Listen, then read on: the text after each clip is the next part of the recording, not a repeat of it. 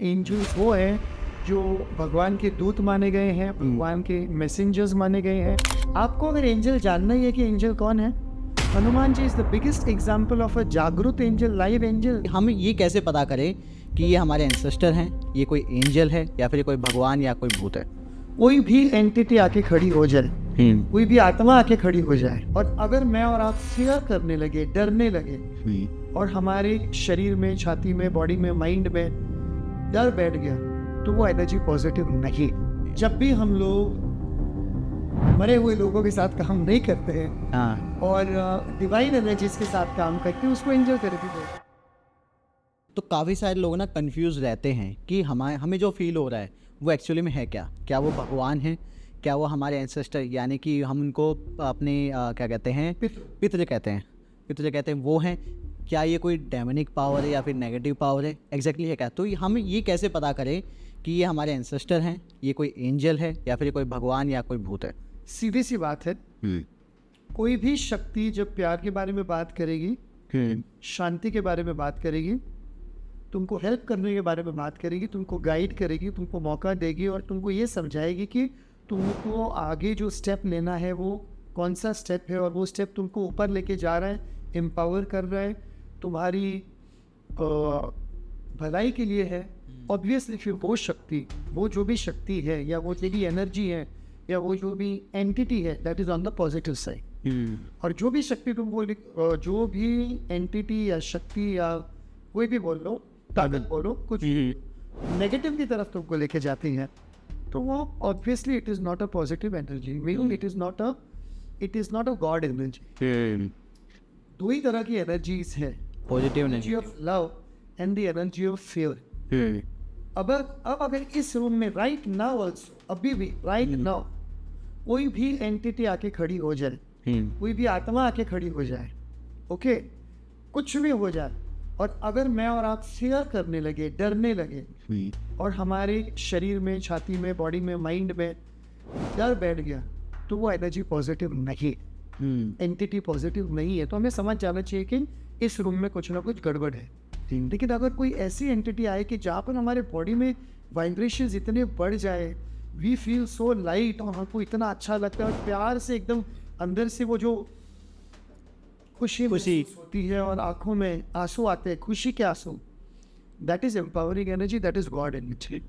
काफ़ी बार हम कहते हैं, देखो जी, जब कोई आरती करता है, नमाज पढ़ रहा है, चर्च में कुछ गाने गा रहे, राइट, तब वो एक कैसी फीलिंग होती है, म्यूजिक की, एनर्जी की, आरती की, ढोल ताशे की, जो भी है।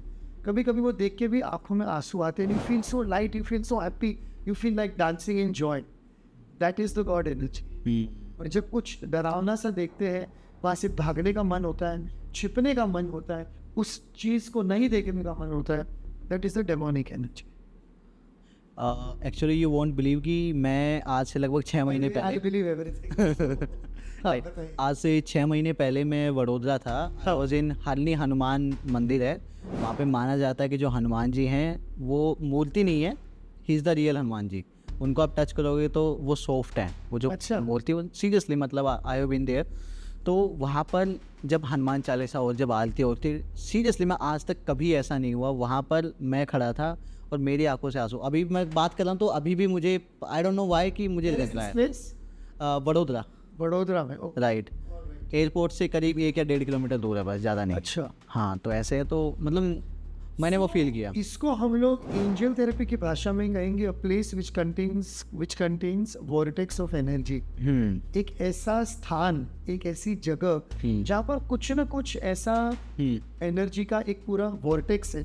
वॉर्टेक्स को मैं बार बार मैं ये भूल जाता हूँ हिंदी शब्द क्या दूँ, लेकिन एक पोर्टल ऑफ एनर्जी की, जहाँ से ऊर्जा का निर्माण होता है, जहाँ बहुत सारी ऊर्जा, जहाँ पर भी आप देखोगे, कोई भी मंदिर में जाइए, मस्जिद में जाइए, चर्च में जाइए, गुरुद्वारे में जाइए, दूसरे कोई भी स्थान है भाई, जैसे बीच में मैं रिसेंटली चाइनीज टेम्पल में गया था, उसके पहले मैं कोई और टेम्पल में गया था, मेरा तो कुछ ना कुछ शुरू रहता ही एक्सपेरिमेंटेशन।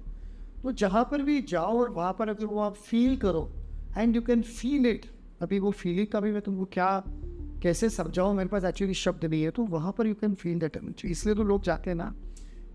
इशू सिर्फ यही है कि वहाँ पर जाने के बाद वो एनर्जी फील करने के बाद अगर उस एनर्जी का 10% भी उपयोग कर पाए हाँ। तो तुम्हारा दिन, तुम्हारी दिनचर्या, तुम्हारी लाइफ सुधर जाती। लेकिन लोग वो कर नहीं पाते, उनको वो मेथड्स आते नहीं है, और वो जैसे ही वापस वहाँ से बाहर आते हैं वो वैसे के वैसे जैसे थे वैसे ही रहते हैं, और उनकी वही आदतें और वही हरकतें शुरू हो जाती है।